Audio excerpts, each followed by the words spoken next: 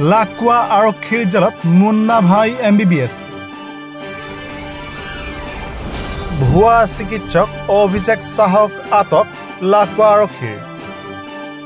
চৰাইদেউ জিলাৰ অন্তৰ্গত লাকুৱা আৰক্ষীয়ে আটক কৰিছে নাহৰ হাবি চাহ বাগিচাৰ চিকিৎসালয়ত কৰ্মৰত ভুৱা চিকিৎসাৰ অভিযোগত অভিযুক্ত অভিষেক চাহক। অভিযোগ অনুসৰি নাহৰ হাবি চাহ বাগিচাৰ চিকিৎসালয়ত দীৰ্ঘদিন ধৰি চিকিৎসকৰ ভুৱা অভিনয়েৰে চিকিৎসা চলাই আহিছিল অভিষেক চাহে। লগতে লাকুৱাৰ বিভিন্ন ফাৰ্মাচীত ঔষধৰ যোগান ধৰি চলাই আহিছিল ৰমৰমীয়া ব্যৱসায়।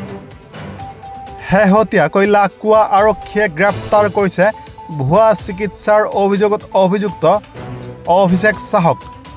হয়তো আৰক্ষীৰ সম্পূৰ্ণ তদন্তৰ পিছতহে পোহৰলৈ আহিব অভিষেক চাহৰ বিৰুদ্ধে উঠা এই অভিযোগ কিমান সঁচা বা কিমান মিছা। চৰাইদেউৰ পৰা Farhan Laskar report, news time 3।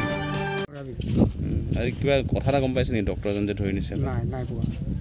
নাই পোৱা নিয়াটো পাইছোঁ যে ডক্টৰটো এতিয়া শুনিছে যে পুলিচত লৈ গ'ল, তো নকলি চাৰ্টিফিকেট ন কি হয় এইটোতো আমি নাজানো আৰু আমিও দৰৱ চৰৱ খাইছোঁ। যেতিয়া জোৰ উঠি যায় সময়ত আহি যায়, বেজি দিয়ে, দৰৱ দিয়ে, ভালো হৈ যায়।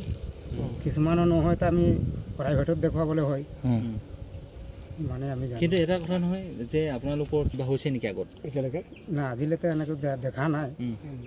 সি কি কৰিছিল ডক্টৰজনে? ইয়াতে ডক্টৰে কাগজ পত্ৰ দিয়ে, মানে বেমাৰী প্ৰাইভেটত এই ডিব্ৰুগড়ত পঠিয়াই দিয়ে, তাৰপাছত জয়সাগৰ পঠিয়াই দিয়ে, বন্ধ নকৰে।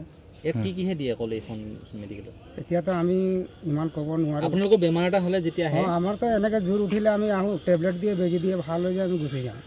আৰু ডাঙৰ ডাঙৰ বেমাৰী আহে, এইবিলাক আমি নাজানো, আমি জানো।